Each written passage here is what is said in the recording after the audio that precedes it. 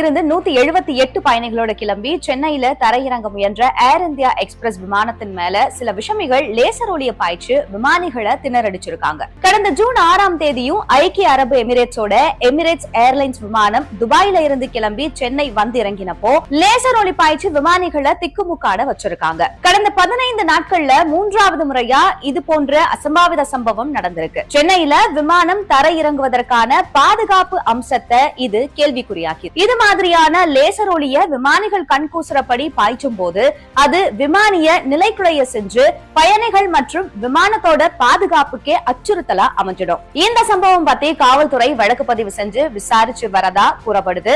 ஆனா 15 நாட்கள் இடைவெளியில 3வது முறையா தொடர்ச்சியா இது மாதிரியான சம்பவம் நடக்கிறதுனால குற்றம் செய்பவர்களுக்கு காவல்துறை மேலையும் சட்டப்படி வழங்கப்படுற தண்டனை மேலையும் அச்சம் குறைஞ்சிடுச்சு அப்படிங்கிறதுதான் பொருள். முதல் முறையா இந்த சம்பவம் நடக்கும் போதே காவல்துறை துரிதமா செயல்பட்டு குற்றவாளிகளை கைது செஞ்சிருந்தா மறுபடியும் இந்த மாதிரியான செயல் நடந்திருக்காது. விமானம் தரையிறங்குதல் மற்றும் விமான பயணிகளோட பாதுகாப்புல நாம அலட்சியம் காட்டுறது சர்வதேச அளவுல நம்ம நாட்டை குறைச்சு மதிப்பிடவும் வழிவகுத்துடும் அப்படிங்கறதையும் மனசுல வச்சுக்கிட்டு காவல்துறை கூடுதல் முக்கியத்துவம் அளிச்சு குற்றம் செய்தவங்களை கண்டறிஞ்சு சட்டத்தோட முன்னாடி நிறுத்தணும்.